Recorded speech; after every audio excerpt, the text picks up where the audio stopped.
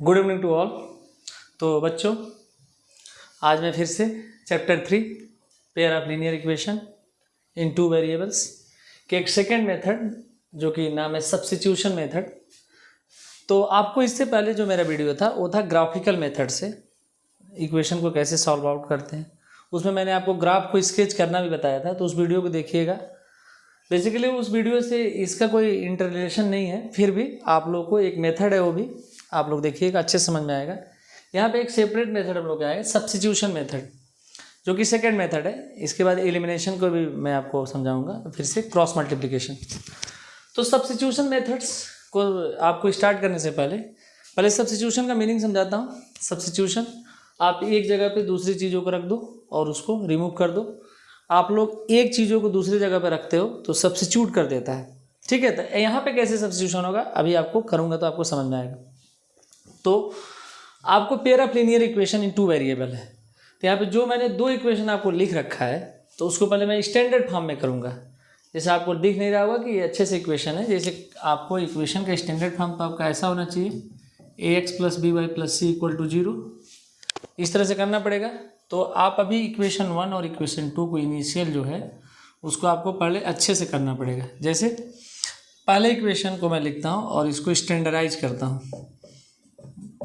= -2। इसमें एलसीएम आप 6 ले लीजिए और उसके बाद 2 3 = 6, 3 टाइम्स में ऊपर मल्टीप्लाई कर दीजिए तो 9x हो जाएगा। ये 2 टाइम्स में जाएगा, ऊपर मल्टीप्लाई करेंगे 2 5 = 10y = -2। अब यहाँ से 9x - 10y = -12। अब इक्वेशन, अब अच्छे से आपका इक्वेशन बना है जिसको इक्वेशन 3 बोल सकते हैं, ठीक है। तो एक आपका इक्वेशन हमने फॉर्म कर दिया। इसी तरह इस इक्वेशन को भी अच्छे से स्टैंडर्ड फॉर्म में कर लेते हैं, = 13/6।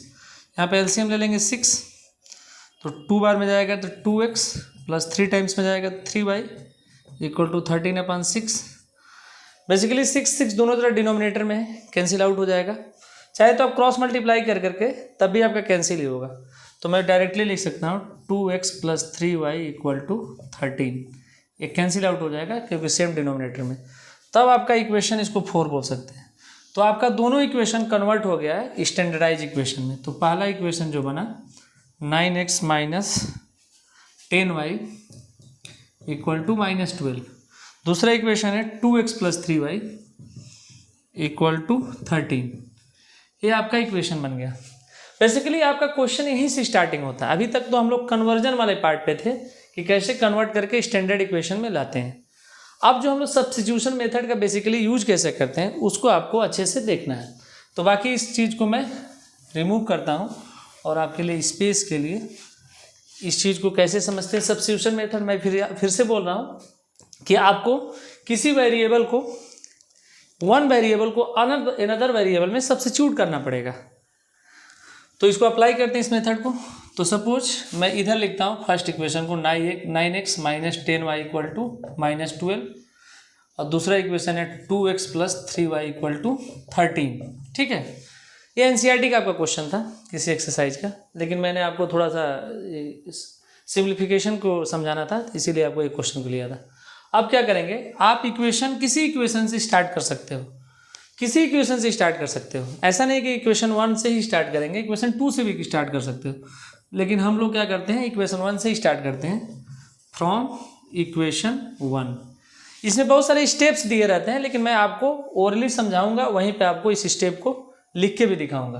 पहला स्टेप ये होता है, इस इक्वेशन को वन वेरिएबल को एनदर वेरिएबल में आप लोग ट्रांसफॉर्म करते हो। जैसे 9x - 10y = -12 है, ठीक है। यहाँ पे आपका इस तरह से इक्वेशन दिख रहा है। आप क्या करोगे, 9x = लिखोगे -12 + 10y, ठीक है। आप 10y को कांस्टेंट की तरफ ले गए। अब x की वैल्यू यहाँ से लिखो -12 + 10y/9, इतना आपको लिखना पड़ेगा। अब x आपको फाइंड आउट हो गया in the term of y। ऐसा नहीं है, y को भी टर्म ऑफ x में फाइंड आउट कर सकते थे। तो इसको इक्वेशन 3 हम लोग नेम देते हैं, ठीक है। अब इक्वेशन जो 3 आया है, x की वैल्यू जो y के फॉर्म में आई है, इस वैल्यू को इक्वेशन 2 में रखेंगे। बिकॉज अगर इक्वेशन 1 में अगर आप इस वैल्यू को रखोगे तो आपका इक्वेशन फिर से वही मिल जाएगा, क्योंकि ये इक्वेशन 3 कहाँ से आया, इक्वेशन 1 से ही आया है। इसीलिए ये बात ध्यान रखना है कि इसको इक्वेशन 1 में नहीं रखना है, इक्वेशन 2 में रखना है।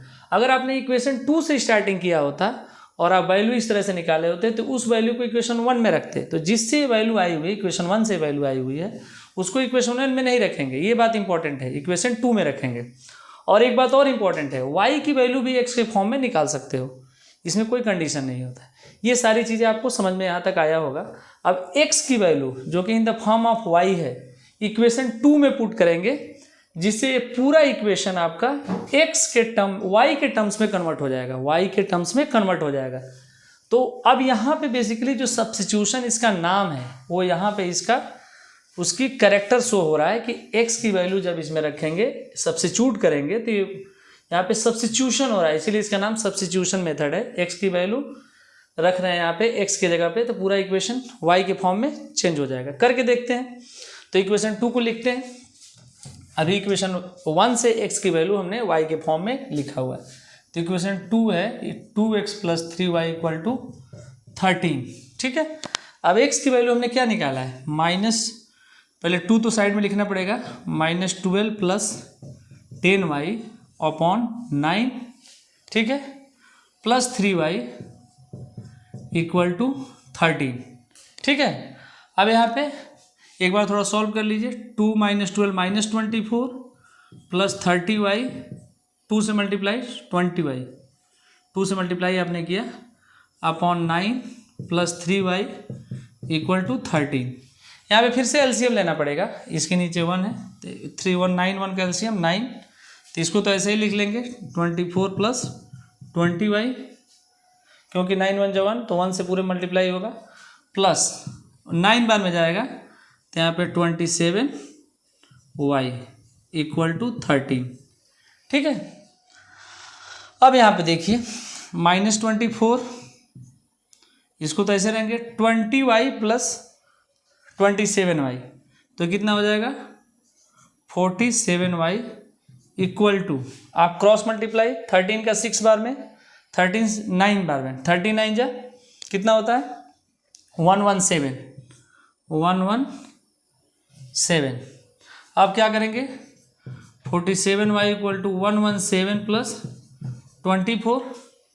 अब इसको हम लोग ऐड कर देंगे, तो ऐड करेंगे तो कितना होगा आपका, जब ऐड करेंगे तो 7 4 = 11, 2 1 = 3 8 4 और फिर से 1 1 4 1, ठीक है। 47y = तो y = क्या हो जाएगा 141/47, 3 टाइम्स में कैंसिल आउट हो जाएगा, ठीक है। तो y की वैल्यू क्या आ गई 3, y की वैल्यू 3 आ गई। अब x की वैल्यू फाइंड आउट करना है, तो आप किसी भी एक इक्वेशन में रख सकते हैं तो x भी निकल जाएगा, लेकिन ये थोड़ा सा आपको लेंदी होगा, तो इससे अच्छा ये होगा कि जो y हम लोग को निकला हुआ है इक्वेशन 3 में रखें, जिससे डायरेक्टली x निकल जाए। इक्वेशन 3 में रखें तो x = -12 + 10 × y मतलब 3/9, तो -12 + 30/9, तो यहाँ से 18 हो जाएगा /9 = 2। तो x की वैल्यू क्या आ गई 2, ठीक है। तो यहाँ से जो फाइनली आंसर आया है x = 2 और y = 3। आप इसको सेटिस्फाई करा सकते हैं 2 यहाँ रख करके। मैंने आपको कई बार बताया कि जब भी इक्वेशन का आंसर आए तो आप लोग इक्वेशन में रख के सेटिस्फाई कराइए।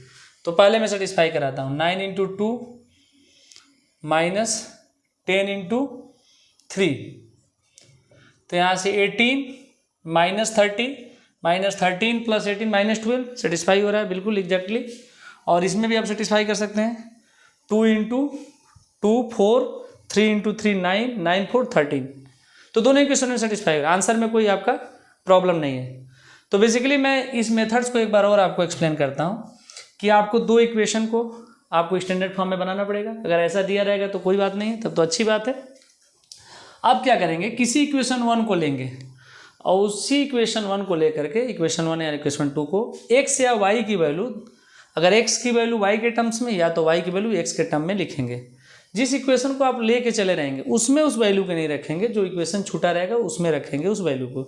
फिर से आपका वो पूरा इक्वेशन वन वेरिएबल में चेंज हो जाएगा, वन वेरिएबल में चेंज हो जाएगा, तो उस वेरिएबल को फाइंड आउट कर लेंगे। सपोज इस इक्वेशन में हमने y के टर्म्स में पूरे को चेंज कर लिखा था, तो पहले y फाइंड आउट हो गया। जैसे y फाइंड आउट हो गया तो आप x की वैल्यू जो आपने वेरिएबल चेंज करके बनाया हुआ है उस इक्वेशन में रख करके आप आंसर निकाल सकते हो। इसमें बहुत सारे क्वेश्चन हैं जिसको आप लोग इस मेथड्स का यूज करके सॉल्व आउट कर सकते हो। बेसिकली जब आपके एग्जाम में क्वेश्चन आएगा तो आपको जब मेथड को मेंशन कर देगा कि solve by the substitution method, तो आप इस मेथड से ही सॉल्व करेंगे तभी नंबर मिलेगा। अगर आप केवल बोलेगा solve the equation in any methods, तो आप एलिमिनेशन भी लगा सकते हैं, सब्स्टिट्यूशन भी लगा सकते हैं, क्रॉस मल्टीप्लिकेशन, इधर ग्राफिकल भी लगा सकते हो। बट यहाँ पे जब आपको स्पेसिफाई कर देगा कि नहीं आपको सब्स्टिट्यूशन से ही करना है, तो आप इस मेथड्स को ही यूज करोगे। तो बच्चों ये वीडियो काफ़ी इफेक्टिव होगा, तो आप लोग एक बार देखिएगा। और इस तरह के बहुत सारे क्वेश्चन भी दिए गए हैं जिसमें आपको सब्स्टिट्यूशन मेथड लगाना होगा, तो उसको लगाइएगा। तो बाकी आज इतना ही। थैंक यू बच्चों।